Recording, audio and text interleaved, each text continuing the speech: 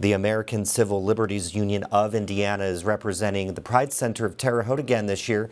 They're suing Indiana State University over funding for student workers. As Aubrey Wright reports, while the university says it's following the federal government's lead, the ACLU says it's violating the students' First Amendment rights. Alora Hodgins says she wouldn't trade her job for the world. Pride Center of Terre Haute, this is Alora. How can I help you? She's the volunteer coordinator and staff lead at the Pride Center of Terre Haute. And when she's not working, she's earning a social work degree at Indiana State University. As a social work student, that's crucial to me because I've been able to develop so many of those skills, and it's also crucial to the community. It's difficult to list all of the resources and programs that the Pride Center offers. There are social events, gender-affirming programs, hygiene resources, and mental health care, to name a few. The center's staff say it's open to anyone. It's not just a service space, it's also a community center.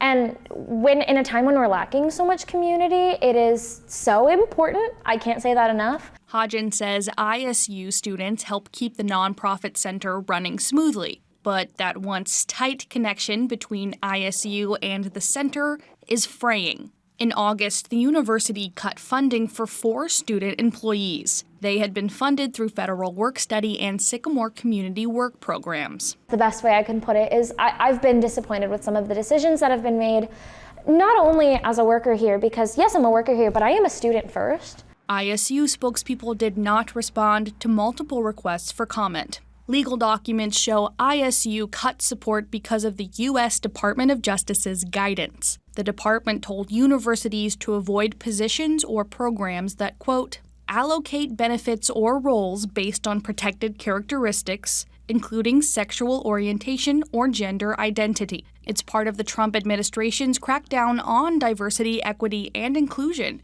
that categorizes those programs as unlawful discrimination. But the ACLU says that kind of federal advice isn't legally binding. It's not law, it's guidance. It's not even mandatory necessarily to comply with. The ACLU was representing the Pride Center in a lawsuit against ISU, alleging a First Amendment violation.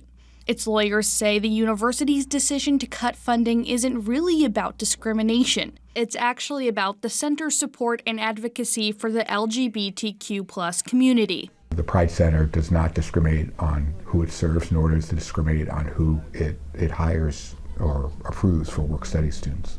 This is the second time this year the ACLU and the Pride Center have sued ISU. The first was over the university's decision to break tradition and hold the annual Pride Festival off campus. Students are noticing changes too. I would say the first word that comes to mind is disaffiliated. Indiana State University has kind of separated themselves from Spectrum and from the LGBTQIA+ community. Spectrum used to partner with the admissions office during Pride Fest, but that didn't happen this year, and another annual conference is still up in the air. Plus, after the university eliminated its multicultural services and programs, they lost financial support. We just want to continue to be a safe space for everyone, even if we have a rainbow flag attached to our logo. As mentioned, community center, so we have resources. If you would like to use them, you can. Back at the Pride Center, Board Secretary Ian Brawley says the staff would like to work with the university, but they're also going to stand their ground. I don't think it says anything about just being litigious. I think it shows as well that we have a backbone and that we are trying to grow and that we aren't going to just kind of roll over. Brawley could go on and on about the center's work and its partnerships, and he does. Well, first of all, come to the center because it's fun. He says everything offered, from therapy to karaoke to free toothpaste, is open to everyone. As any community center would, our goal is to provide resources specifically to people who may be underserved. For Indiana News Desk, I'm Aubrey Wright. The ACLU has asked a federal judge for a preliminary injunction that would force the university to fund those 4 student employees.